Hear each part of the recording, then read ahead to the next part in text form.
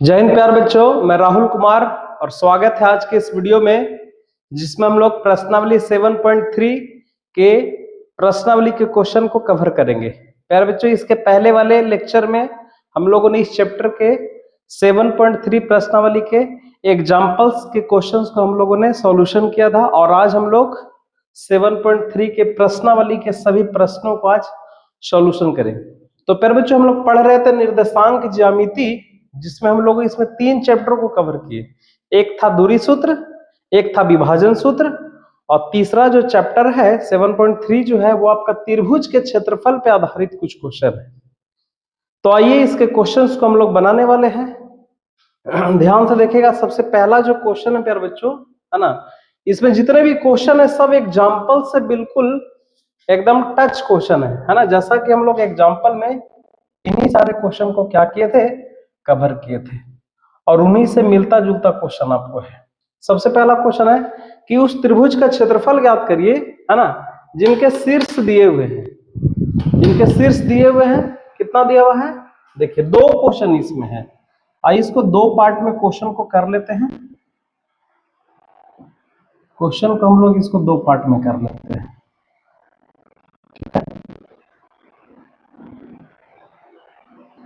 ठीक है, क्वेश्चन को 2 पार्ट में कर लेते हैं। चाहे तो यहाँ पे जगह का स्पेस है, लेकिन आप जब भी इस तरह के क्वेश्चन को सॉल्व करिए तो त्रिभुज जरूर बनाइए। ठीक है, जैसे मान लीजिए यहाँ पे एक त्रिभुज यदि हम बनाने की कोशिश भी करते तो आइए देखिए त्रिभुज, सबसे पहले एक ठो त्रिभुज हम लोग बना लेते हैं। क्या होगा त्रिभुज, ये त्रिभुज आपका ए है, ये त्रिभुज बी है और ये त्रिभुज आपका सी है। 2,3 इसका निर्देशांक है, इसका निर्देशांक है -1,0 और इस सी बिंदु का निर्देशांक है 2,-4, है ना। अब यहां से त्रिभुज का क्षेत्रफल क्या होता है, तो जैसा कि त्रिभुज एबीसी का क्षेत्रफल, त्रिभुज एबीसी का क्षेत्रफल का फार्मूला हम लोग जानते हैं, क्या होता है 1/2 x1 y2 minus y3 plus x2 y3 minus y1 plus x3 y1 minus y2। यही फार्मूला होता है ना। अब हम बारी बारी से इसके मान को रखेंगे तो यहां से मेरा आंसर आ जाएगा। क्या आएगा, थोड़ा देखिएगा। x1 का वैल्यू क्या है, x1 का वैल्यू यहां से 2 हो जाएगा। ठीक है, x1 का वैल्यू 2 हो जाएगा। y2 का वैल्यू 0, ये आपका y2 हो जाएगा। हम यहाँ पे आप चाहो तो यहाँ पे डिनोट कर सकते हैं, ये x1 y1 है, x2 y2 है और ये क्या है x3 और ये आपका क्या हो जाएगा y3 हो जाएगा, है ना। x2 का मान कितना है पर बच्चों, अच्छा y3 का मान पहले लिख लीजिए। y3 का वैल्यू है -4, यहाँ पे माइनस है तो माइनस माइनस यहाँ पे +4 हो जाएगा। ठीक है, प्लस x2 का मान आपका -1, y3 का मान आपका -4 हो जाएगा y3 और माइनस y1 का वैल्यू आपका 3 है, प्लस x3 का वैल्यू कितना हो जाएगा, x3 का वैल्यू 2 है, y1 आपका 3 है और माइनस y2 आपका क्या है 0 हो जाएगा, है ना। अब इसको हम लोग हल कर लेंगे, क्या हो जाएगा 1/2। देखते जाइए, बस केवल मान रख करके इसके सॉल्यूशंस करने हैं। 4 दूना 8 हो जाएगा यहाँ पे। ठीक है, और यहाँ पे देखिए -4 और -3, माइनस का 7 और माइनस का 7 में 1 को -1 को ऐड करेंगे तो ये प्लस का 7 हो जाएगा। ठीक है, और यहाँ पे 3 दूना 6 हो जाएगा। ओवरऑल आपका क्या हो गया 1/2, ये 8 7 15 6 21 हो जाएगा 21, यानी कि लगभग आपका जो त्रिभुज का क्षेत्रफल हो जाएगा वो 21/2 और ये आपका वर्ग इकाई, ये आपका त्रिभुज का क्षेत्रफल आ गया। मेन इसमें ध्यान में रखना है फार्मूले, है ना, फार्मूले और उसके मान को सही से रख करके इसका क्या करना है पर बच्चों, सोल्यूशन करना है, बस यही काम करना है। ठीक है, आइए तो इसके दूसरे क्वेश्चन में भी वही काम है ना। इसमें भी एक त्रिभुज बना लेते हैं। सबसे पहले एक त्रिभुज देखिए बना लेते हैं। ठीक है, थोड़ा सा और मैं इस त्रिभुज को इस तरह बना लेता हूं, ऐसे ही थोड़ी जगह है यहाँ पे। ये आपका ए है, ये बी है और ये आपका क्या सी है। एक का निर्देशांक है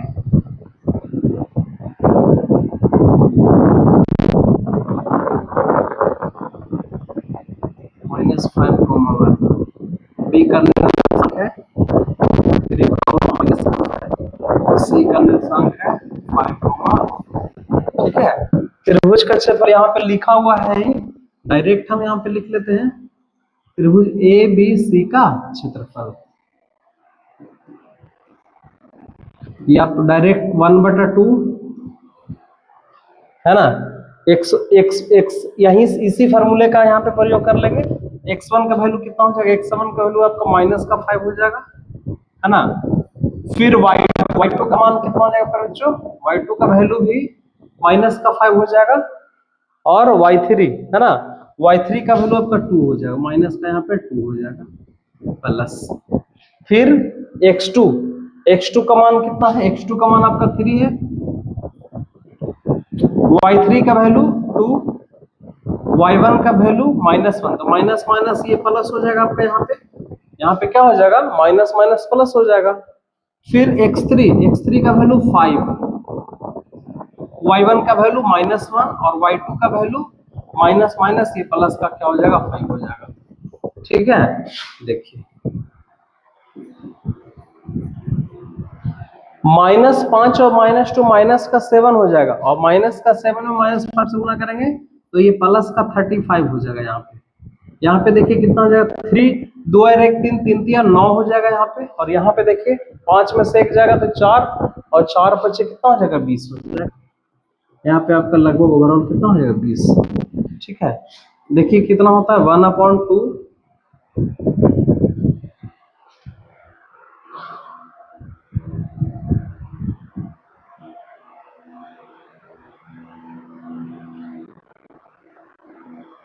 कितना हो जाएगा, 35 और 20 55, 55 और 64 आपका 64 हो जाएगा।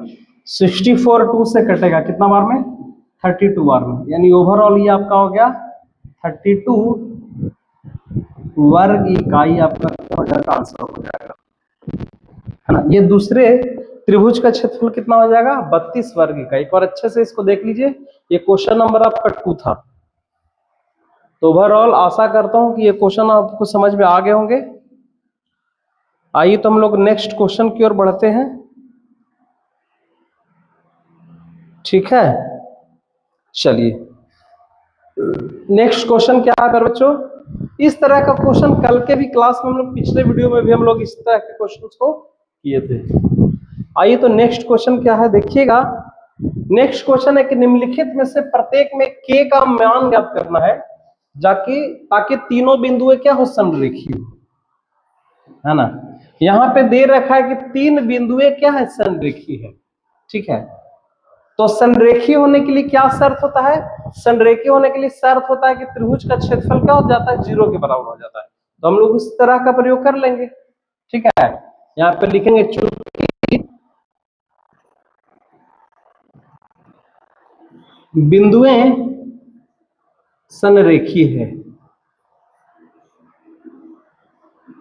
बिंदुएं क्या है, संरेखी है, इसीलिए त्रिभुज का क्षेत्रफल बराबर क्या हो जाएगा, 0। अब त्रिभुज का क्षेत्रफल का फार्मूला हम लोग लगा देंगे, क्या होता है, 1/2। फार्मूला एक बार लिख लेते हैं यहाँ पे, 123, फिर 231 x2 y3 माइनस y1, और फिर x3 312 y1 माइनस y2। ये फार्मूला आपका हो जाएगा। अब यहां से बारी बारी से जो मान है, उन मानों को हम क्या करेंगे, रख देंगे। आइए मान रखते हैं। तो x1 का वैल्यू आपका 7 है, ठीक है, और y2 y2 का वैल्यू प्यारे बच्चों देखिए, इसको आप इंडिकेट कर लीजिए यहाँ पे, ये x1 है और ये y1 है, ये आपका x2 है, ये आपका y2 है, ये आपका x3 है और ये आपका y3 है। मान रखिए बारी बारी से। y2 का वैल्यू आपका 1 है और y3 का वैल्यू क्या है, k है, तो माइनस का यहाँ पे k हो जाएगा, प्लस x2 का मान 5 है और y3 का वैल्यू कितना है, k है ना, और y1 का वैल्यू आपका माइनस का 2 है, तो माइनस माइनस आपका प्लस हो जाएगा। देखिए -2 है ना, और पहले से यहाँ पे माइनस है तो माइनस माइनस प्लस हो जाएगा, प्लस x3 का मान कितना हो जाएगा, 3 हो जाएगा। y1 का वैल्यू फिर से माइनस का 2 और माइनस y2 का वैल्यू 1 हो जाएगा, और ये बराबर आप क्या कर सकते हैं, 0। क्यों? क्योंकि त्रिभुज का क्षेत्रफल संरेख है, तो संरेख के लिए होता है त्रिभुज का क्षेत्रफल क्या हो जाता है, 0 हो जाता है। तो यहाँ से k का मान निकाल लेंगे। कैसे? देखिए यहाँ से k का मान निकालेंगे, ये 1/2 तो चला गया उधर, वो तो 0 हो गया, 1/2 उस तरफ करेंगे तो 0 हो जाएगा। इधर में क्या बच जाएगा, ये आपका बच गया 7 × 1 - k प्लस 5 × k + 2 और प्लस 3 इंटू, देखिए -2 और -1 माइनस का 3 हो जाएगा, इज इक्वल टू 0। यहां से गुना कर लीजिए, 7 × 1 7 -7 का k हो जाएगा, 5k हो जाएगा, और यहाँ पे 5 दूना 10 और यहाँ पे 3 तिया 9 हो जाएगा, 3 तिया 9 -9 इज इक्वल टू 0। यहाँ से k का मान निकाल लेंगे। कैसे? 7k में से 5k जगह तो माइनस का यहाँ पे 2k बचेगा, माइनस का 2k, और यहाँ पे देख लीजिए ये माइनस का 9 है ना, 10 और 7 17 हो जाएगा, और 17 में से 9 जाएगा तो 8 प्लस का 8 बचेगा, इज इक्वल टू 0। 8 को उस तरफ कर देंगे, 8 को यदि उस तरफ करेंगे तो क्या बचेगा, माइनस का 2k is equal to minus का 8, माइनस माइनस कैंसिल हो जाएगा, तो k इज इक्वल टू क्या हो जाएगा, 8/2 है ना। अतः लिख सकते हैं, अतः k बराबर 4 के लिए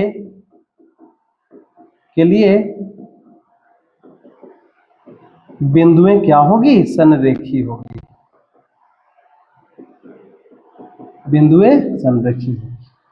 k का मान यहाँ पे क्या आ जाएगा, 4 आ जाएगा। संरेखी का शर्त होता है कि त्रिभुज का क्षेत्रफल क्या हो जाता है, अब त्रिभुज एबीसी मानिएगा तो त्रिभुज एबीसी का क्षेत्रफल 0 हो जाएगा। ठीक है, तो इस तरह का क्वेश्चन पर बच्चों बोर्ड में एकदम एट एनी हाउ आपको क्वेश्चन पूछता है, तो इस तरह के क्वेश्चंस के लिए आप तैयार रहिए। उसके लिए फार्मूले को ध्यान में रखना है, और मान को, उसके वैल्यू जो है x1 y1 x2 y2 x3 y3, उसके मानों को सही से यदि आप रख दिए तो आशा करता हूं कि आपका सॉल्यूशन आपका सही हो जाएगा।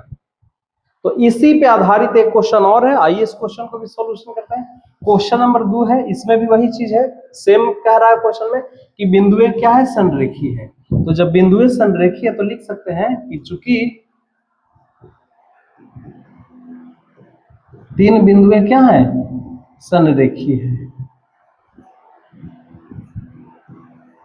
इसीलिए त्रिभुज एबीसी का क्षेत्रफल, आप चाहो तो इसमें फिगर बना सकते थे यहाँ पे, है ना, इस फिगर को आप यहाँ से बना सकते थे, ए बना सकते थे, यहाँ पे बी और यहाँ पे सी, और बिंदु को दर्शा सकते थे। इसमें भी फिगर आप बना सकते हैं, देख लीजिए, ये आप ए बिंदु कर लीजिए, इस बिंदु को बी मान लीजिए और इस बिंदु को सी मान लीजिए। ए है आपका 8,1, बी है k-4 और सी आपका कितना है 2, -4। अब यहां से त्रिभुज का क्षेत्रफल बराबर 0, फॉर्मूले यहाँ पे लिखे हुए हैं ही, मान रख दीजिए ओवरऑल, और मान का 1/2 को भी उधर ही कर दीजिए, केवल और केवल x1 y1 को ध्यान में रख करके चलेंगे। ठीक है, तो देखिए तो x1 का वैल्यू कितना है, 8 है ना, फिर 123, y2 का वैल्यू -4, y2 का वैल्यू -4, और माइनस y3 का वैल्यू -5 है, और यहाँ पे माइनस ऑलरेडी है तो ये प्लस का 5 हो जाएगा। फिर x2 का वैल्यू k है ना, x2 का वैल्यू k, फिर y3 का वैल्यू -5 और माइनस y1 का वैल्यू 1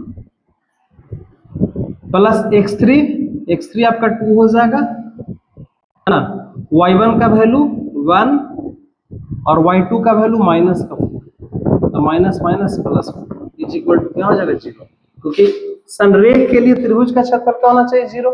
अब इसको हम लोग हल कर लेंगे, क्या हो जाएगा 5 में से 4 जाएगा तो 1 बचेगा, और यहाँ पे 1 में 8 से गुना करेंगे तो ओवरऑल 8 हो जाएगा। यहाँ पे देख लीजिए ये आपका माइनस का 5k है ना, 1 मिनट माइनस का 5 लिख के लिखने से बेहतर है कि -5 और -1 -6 हो जाएगा, और -6 में k से गुना करेंगे तो आपका हो जाएगा माइनस का 6k हो जाएगा, और यहाँ पे 4 और 1 5, 5 दूना 10 हो जाएगा इज इक्वल टू 0। ठीक है, ये माइनस का 6k और ये 10 और 8 18 इज इक्वल टू 0। देख सकते हैं 18 को उस तरफ कर दीजिए, तब -6k is equal to minus का 18, माइनस से माइनस कैंसिल होगा पर बच्चों, तो k बराबर हो जाएगा, k बराबर हो जाएगा 18/6, और 6 से 18 3 बार में कटेगा, अतः यहां से लिख सकते हैं, क्या लिख सकते हैं, k बराबर 3 के लिए है ना, k जब 3 के बराबर हो जाएगा तो बिंदुएं क्या हो जाएगी, संरेखी हो जाएगी, बिंदुएं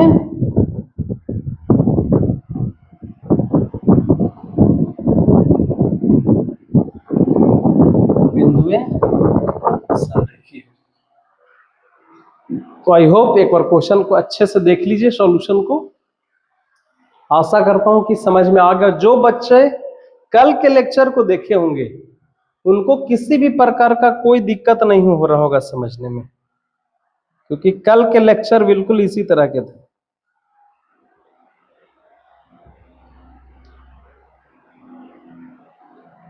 चलिए तो हम लोग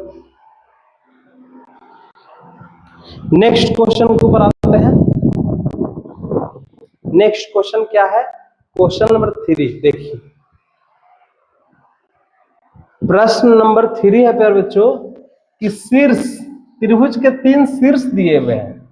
आइए तो सबसे पहले एक त्रिभुज बना लेते हैं, ठीक है, अच्छा रहेगा बनाना, त्रिभुज पहले बना लेते हैं।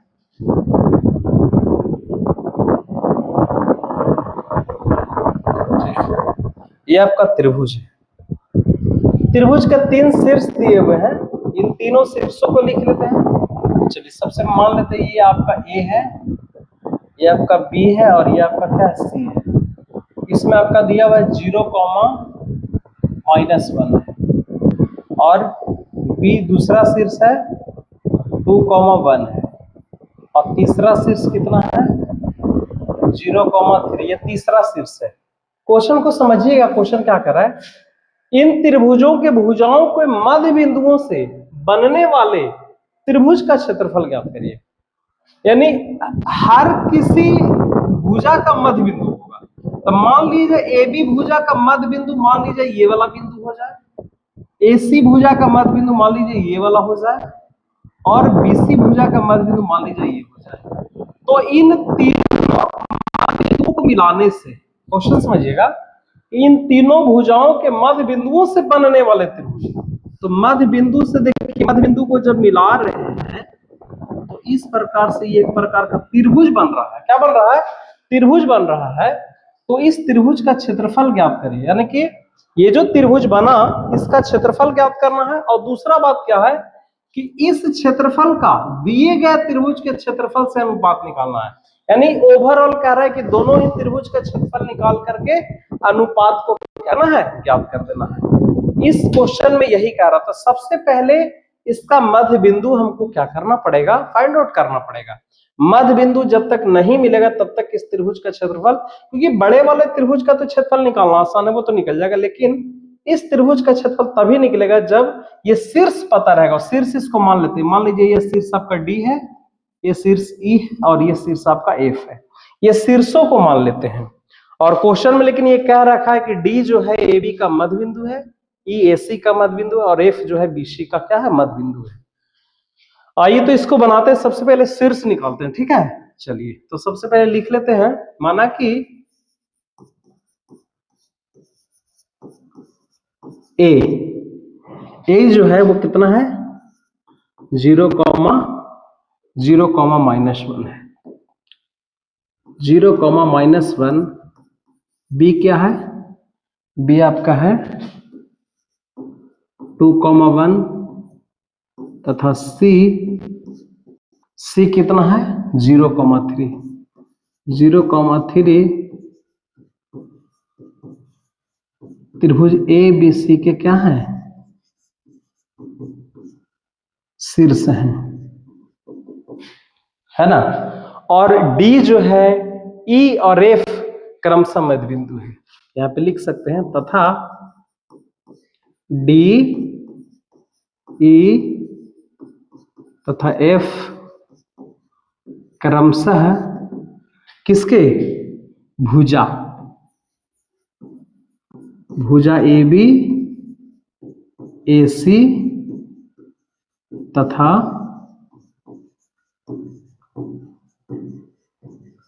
बीसी के मध्य बिंदु है ना।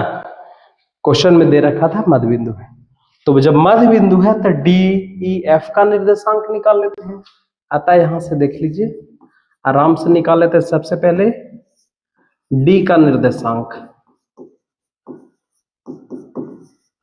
चूंकि मध्य बिंदु है ना, तो डी का निर्देशांक कैसे निकलेगा? मध्य बिंदु का निर्देशांक कैसे निकलता है? मध्य बिंदु का एक फार्मूला होता है x1 + x2/2 और y1 + y2/2। तो x1 और x2 आपका 0 है, ठीक है। यहाँ पे फार्मूला नहीं, चलो एक का फार्मूला लिख लेते हैं, x1 + x2/2 और कॉमा y1 + y2/2, ये फार्मूला हो जाएगा, ठीक है। आइए तो x1 कितना है? x1 आपका 0 हो जाएगा इसमें। 0 + x2 कितना है? नीचे में 2 है और बटा में 2 और कॉमा y1 का वैल्यू कितना है? -1 है और y2 का वैल्यू कितना है? 1 है और ये आपका 2 हो जाएगा। ओवरऑल देखा जाए तो 0 2 2 हो जाएगा, 2 से 2 कटेगा 1 बार में, और यहाँ पे -1 1 0 यानी कि 1 आपका 0 हो जाएगा। किसका बिंदु? डी बिंदु का निर्देशांक आपका 1 0 हो जाएगा। उसी तरह से ई बिंदु और एफ बिंदु का, एक मिनट, उसी तरह से ई बिंदु और एफ बिंदु का हम लोग क्या निकालेंगे? निर्देशांक निकालेंगे। अब फिर निकालेंगे किस बिंदु का? ई बिंदु का निर्देशांक।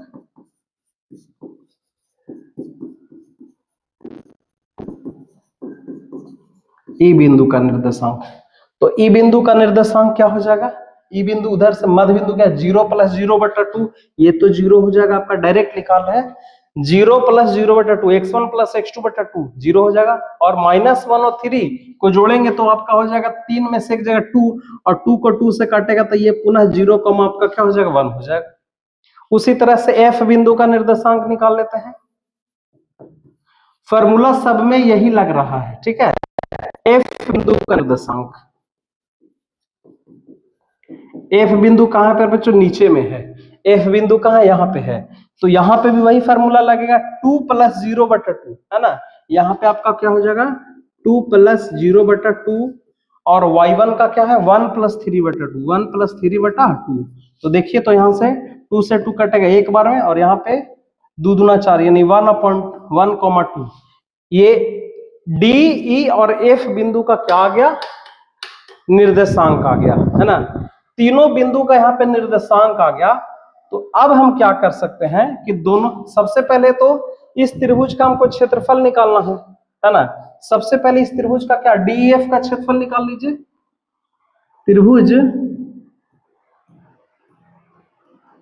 डीईएफ का क्षेत्रफल, तो जो निकल के आया है बिंदु, पहले उसको लिख लेते हैं। डी का निर्देशांक कितना निकल के आया? 1, 0, ठीक है। ई का निर्देशांक कितना निकल के आया? 0, 1, और एफ का निर्देशांक कितना निकल के आया? 1, 2। एक बार देख लीजिए अच्छे से, ठीक है।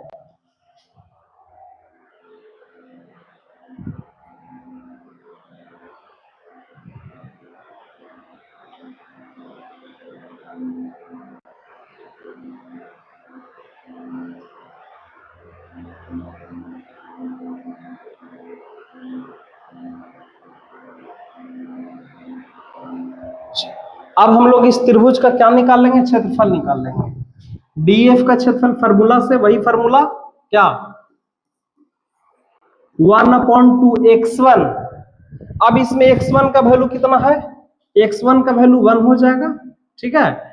df में x1 आपका 1 हो जाएगा, x1 y2 minus y3, y2 का वैल्यू फिर से 1 और माइनस y3 का वैल्यू 2, ठीक है। फिर x2 का वैल्यू 0 है, y3 माइनस y1 यानी कि 2 माइनस 0 प्लस x3 का वैल्यू कितना है 1, x3 का वैल्यू कितना है 1 है, और y1 माइनस y1 आपका 0 है और y2 कितना है, y2 आपका हो जाएगा 1।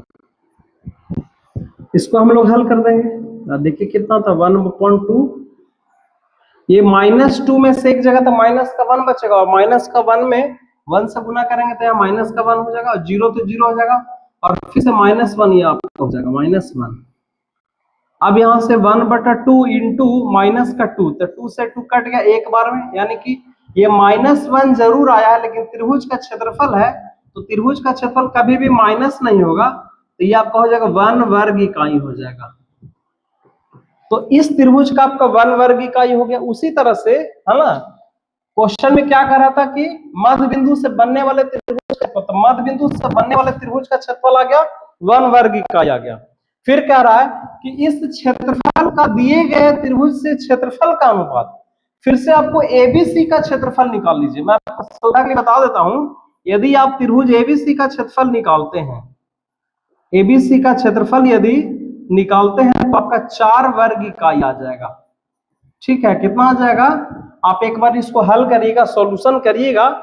मैंने इतने सारे सिखाए त्रिभुज का क्षेत्रफल, एबीसी का बड़ा वाला त्रिभुज का क्षेत्रफल जब निकालिएगा 4 वर्ग इकाई आएगा और फिर उसका अनुपात पूछ रहा है ना।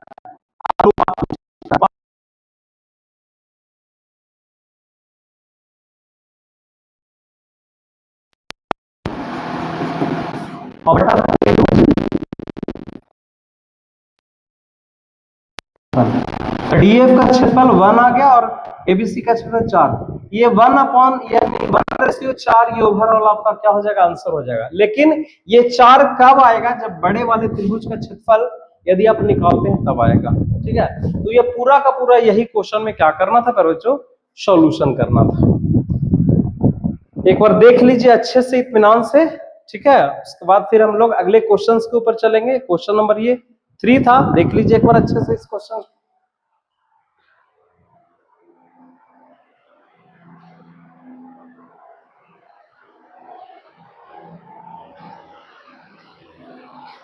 चलिए तो नेक्स्ट क्वेश्चन पे हम लोग चलते हैं। नेक्स्ट क्वेश्चन, क्वेश्चन नंबर 4 है, ठीक है। क्या है कि उस चतुर्भुज का क्षेत्रफल ज्ञात करिए जिनके शीर्ष, है ना, दिया हुआ है। एक चतुर्भुज की बात कर रहा है, क्या बनाने के लिए कह रहा है बच्चों, एक चतुर्भुज। तो चतुर्भुज अपन किसी तरह से बना लेते हैं,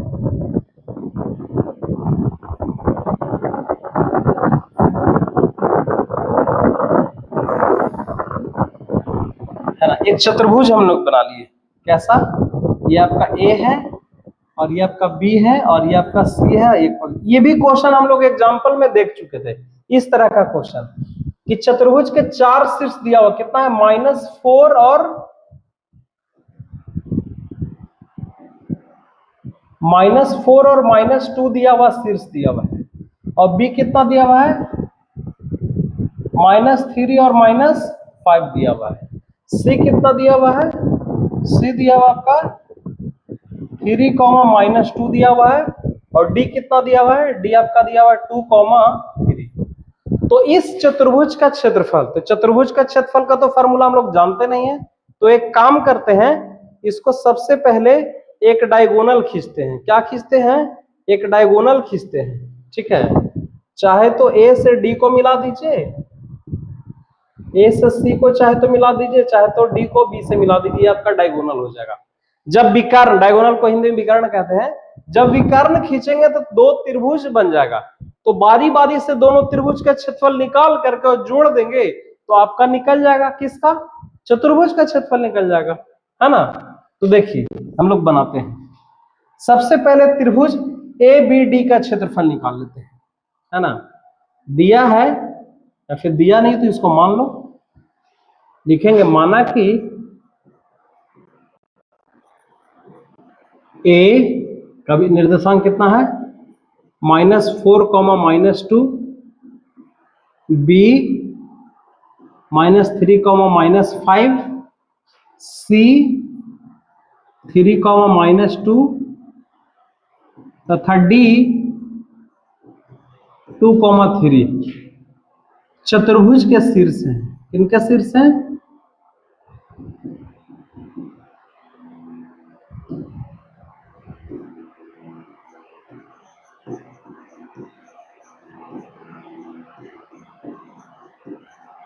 चतुर्भुज के क्या हैं? शीर्ष है। अब जब चतुर्भुज के शीर्ष है तो विकर्ण खींचा गया, है ना। अब यहाँ पे त्रिभुज का क्षेत्रफल निकाल लिए, त्रिभुज ए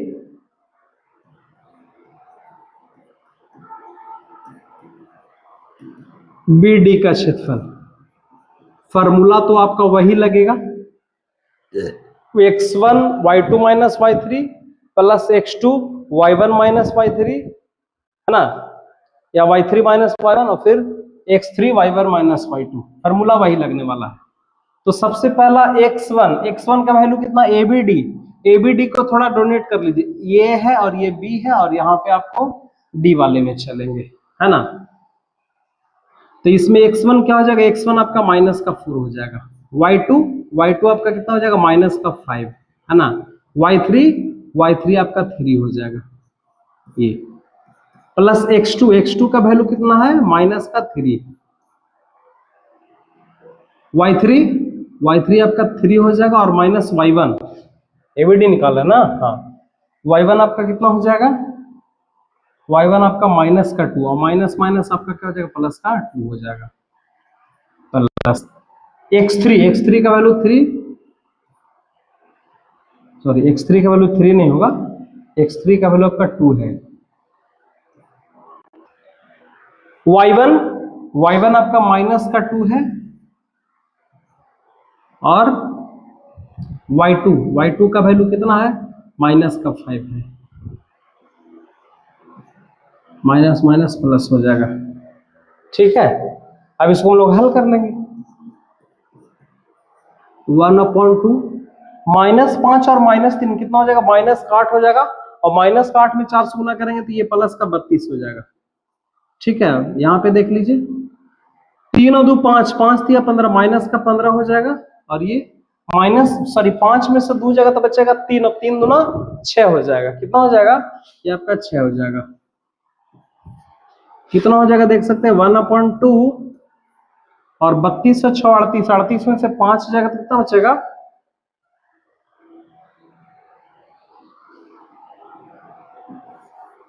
38 में से 15 घटा लीजिए, यानी कि आपका हो जाएगा ओवरऑल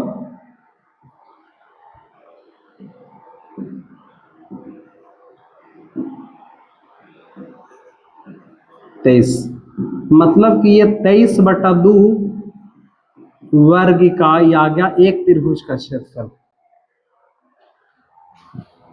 अच्छे से देख लीजिए, कहीं पे मिस्टेक गलत तो नहीं ना हो रहा है।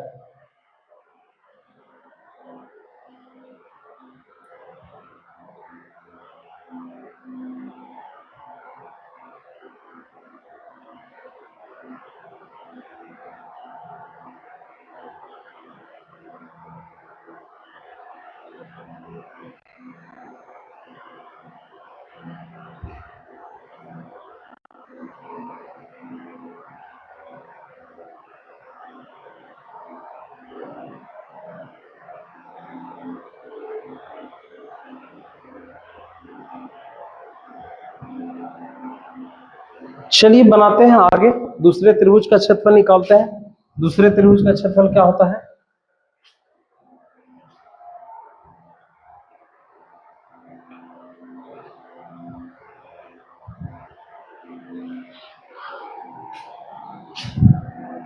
कहीं पे मिस्टेक हो रहा है क्या? -5 यहाँ पे देखिए तो क्वेश्चन सही लिखे, -4 -2, ठीक है, -3 -5 और आपका ABD चल रहा था ना, हाँ ABD, A B और D आपका है कितना 2,3, ठीक है।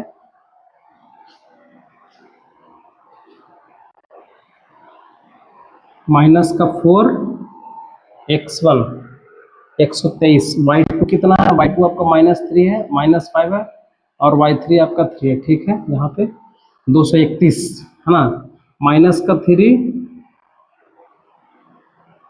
y3 आपका 3 है और 231 y1 आपका -2 है, ठीक है। माइनस माइनस प्लस ये 2 ठीक हो गया और फिर 312 है ना, x3 312 यानी 2 है, y1 को -2, ठीक है। और उसके बाद y2 हाँ बस ठीक, -5 और -3, 5 और 3 8, 8 चौके 32, ठीक हो गया। यहाँ पे 3 और 2 5, 5 थे -5, ठीक है। यहाँ पे 5 में से 2 गया 3 और 3 दूना 6, ये ठीक है। 23/2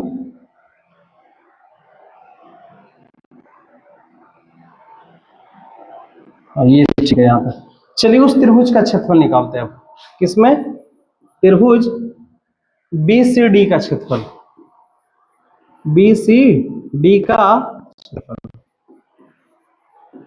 फॉर्मूला लिख लेते हैं। फॉर्मूला लिखने में थोड़ा मिस्टेक नहीं होता है। x2 y3 फॉर्मूला होता है आपका क्या, x1 y2 - y3, ठीक है। फॉर्मूला ये ना होता है।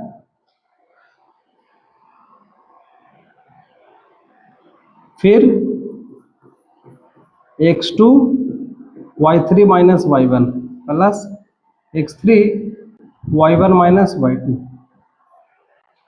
मान रख लेते हैं यहाँ पे 1/2। BCD है, BCD, तो x1 का वैल्यू आपका कितना, x1 का वैल्यू आपका -3, यहाँ पे -3 रख देते हैं। y2 का वैल्यू कितना पर बच्चों, y2 का वैल्यू आपका -2 है ना, और y3 का वैल्यू आपका 3 है, तो यहाँ पे 3 रख दिए, प्लस x2 का मान आपका 3 हो गया। y3 का वैल्यू कितना है, y3 का वैल्यू आपका 3 है और y1 का वैल्यू कितना है, -5, तो माइनस ये प्लस का क्या हो जाएगा, 5 हो जाएगा। प्लस x3 का मान देख सकते हैं, x3 का वैल्यू कितना है आपका 2 है। y1 का वैल्यू कितना, -5 है और माइनस का y2 का वैल्यू कितना, माइनस ये प्लस हो जाएगा। इसको हल करके देख लेते हैं कितना आता है, 1/2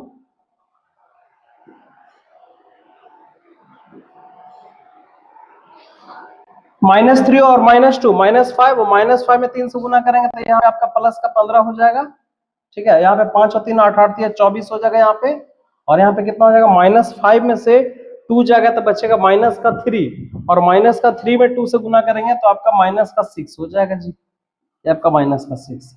तो ओवरऑल ये क्या हो जाएगा, 1/2 इंटू, देखिए तो 24 और 15 29 हो जाएगा, 29 में से 6 जाएगा तो कितना हो जाएगा, 24 और 5 29 और 10 39 में से 6 जाएगा तो ये आपका ओवरऑल आ गया 33/2, 33/2 वर्ग इकाई है ना। अब इसको जोड़ देना है। अब क्या करना है, दोनों त्रिभुज के, क्योंकि चतुर्भुज का क्षेत्रफल निकालना था तो दोनों त्रिभुज के क्षेत्रफल को जोड़ देंगे, तो लिख सकते हैं यहाँ पे क्या, चतुर्भुज ABCD का क्षेत्रफल, ABCD का क्षेत्रफल बराबर क्या हो जाएगा, त्रिभुज ABD का क्षेत्रफल और प्लस त्रिभुज BCD का क्षेत्रफल।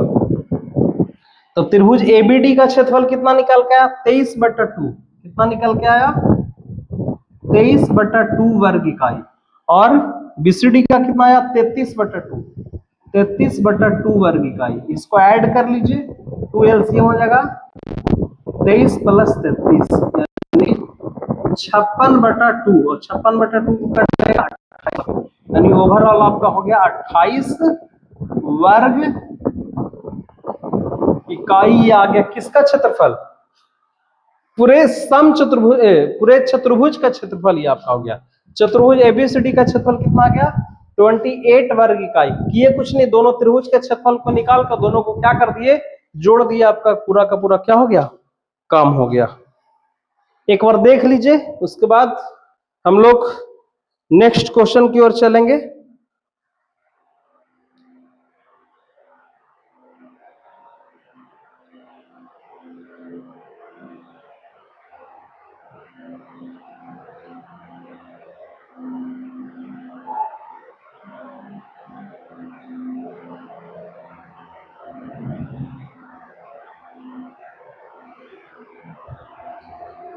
आई होप प्यारे बच्चों क्वेश्चन नंबर 4 आपको समझ में आ गया होगा। आइए नेक्स्ट क्वेश्चन 5 की ओर बढ़ते हैं। क्वेश्चन नंबर 5 क्या है, कहता है कक्षा 9 में आपने पढ़ा था, क्या पढ़ा था कि किसी त्रिभुज की जो माध्यिका होती है उसे बराबर क्षेत्रफल वाले दो त्रिभुजों में विभाजित करती है और उस त्रिभुज एबीसी के लिए इस परिणाम का सत्यापन करना है।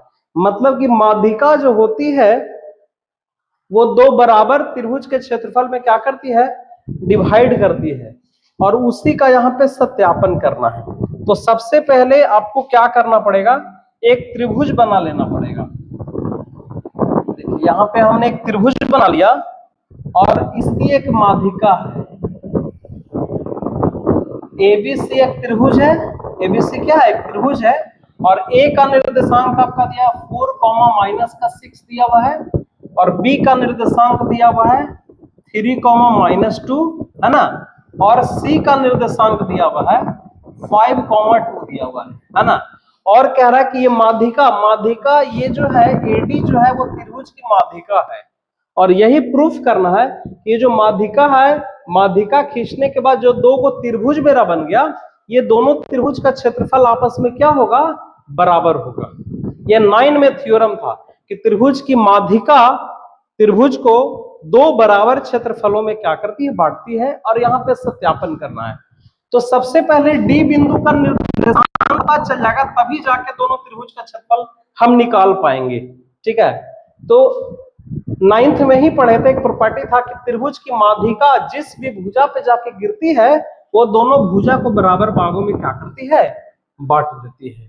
यहाँ पे सबसे पहले लिखते हैं, यानी कि बीडी और डीसी आपस में बराबर हो जाएगा और जब बराबर हो जाएगा तो डी बीसी का मध्य बिंदु हो जाएगा और मध्य बिंदु से हम यहाँ से निकाल सकते हैं 5 और 3 8, 8/2 ये 4 हो जाएगा। यह बिंदु कितना हो जाएगा 4 और -2 और -2 0, ये आपका बिंदु 4,0 हो जाएगा। डी बिंदु कितना हो जाएगा 4,0 और उस तरह से दोनों त्रिभुज के क्षेत्रफल को निकाल लेते हैं। कैसे, तो सबसे पहले लिख लेते हैं, माना कि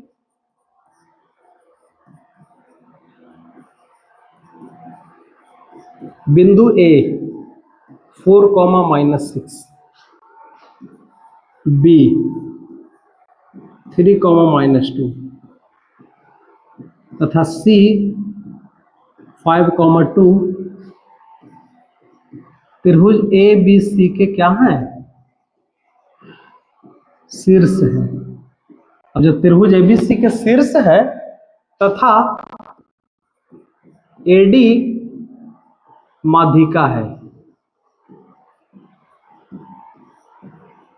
एडी क्या है पर बच्चों, माध्यिका। तो माध्यिका जो होता है वो दो बराबर भागों में बांट होता है, अतः यहां से लिख सकते हैं, अतः है डी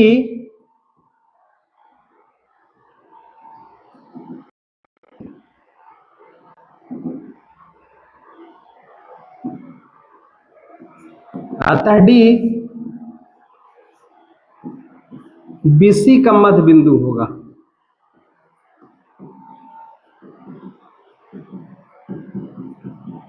डीबीसी का क्या हो जाएगा, मध्य बिंदु। अब जब मध्य बिंदु होगा तो डी का निर्देशांक मैंने वहां पे निकाल रखा है, आप चाहो तो यहाँ पे भी निकाल सकते हैं फार्मूला से।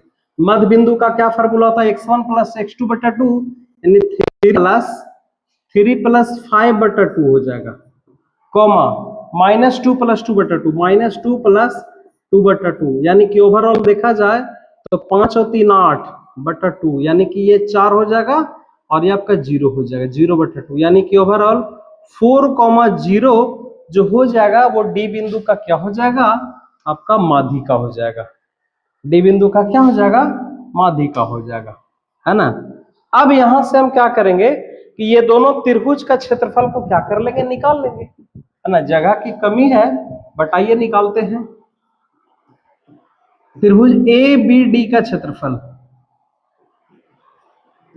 ए बी डी का क्षेत्रफल फॉर्मूला अपने पास है 1/2, फॉर्मूला क्या होता है, x1 y2 minus y3 plus x2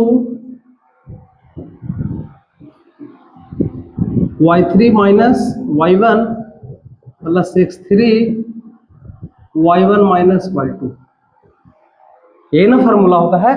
अब इस फॉर्मूला का प्रयोग करके एबीडी का क्षेत्रफल निकाल देंगे 1/2।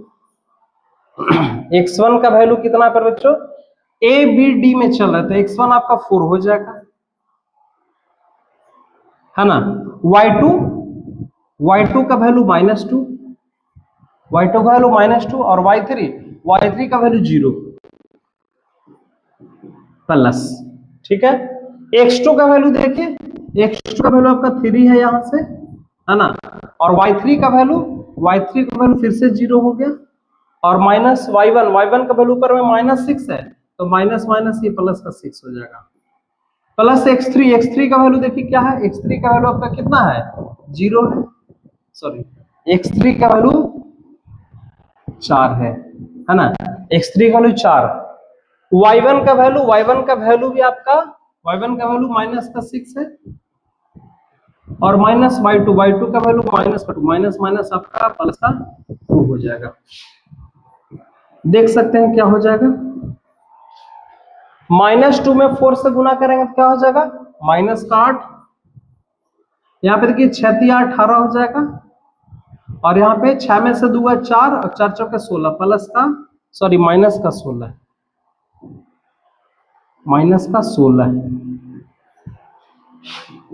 1/2 देखिए 16 8 24 में 18 जगह तो आपका माइनस का यहाँ पे 6 बचेगा, ठीक है।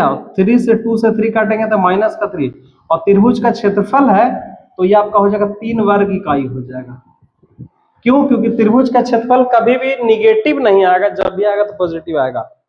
तो इस त्रिभुज का क्षेत्रफल जब हम लोगों ने निकाला तो कितना आ गया, 3 वर्ग इकाई आ गया। उसी तरह से प्यारे बच्चों यदि आप एडीसी का क्षेत्रफल भी निकालेंगे तो 3 वर्ग इकाई आएगा, बिल्कुल आएगा। आप इसको निकाल के एक बार देख लीजिएगा।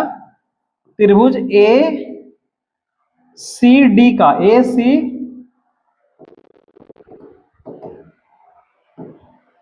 सी डी का क्षेत्रफल भी जब निकालेंगे तो 3 वर्ग इकाई ही आएगा, है ना। और इसी को प्रूफ करना है, देखिए इस परिणाम को सत्यापित है। आप इसको एक बार HW में रहेगा ये आपका, या आप एक बार करके देखिएगा, इस त्रिभुज का भी क्षेत्रफल जो आएगा वो 3 वर्ग इकाई ही आएगा, ठीक है। चलिए, तो आज क्वेश्चन नंबर हम लोगों ने कितना किया, 5। तो प्यारे बच्चों आज इस लास्ट क्वेश्चन नंबर 5 ही था, ठीक है। चलिए, तो आज हम लोगों ने प्रश्नावली 7.3 को खत्म किया, और ओवरऑल इस चैप्टर को भी हम लोगों ने पूरी तरह से क्या कर दिया, खत्म कर दिया, ठीक है।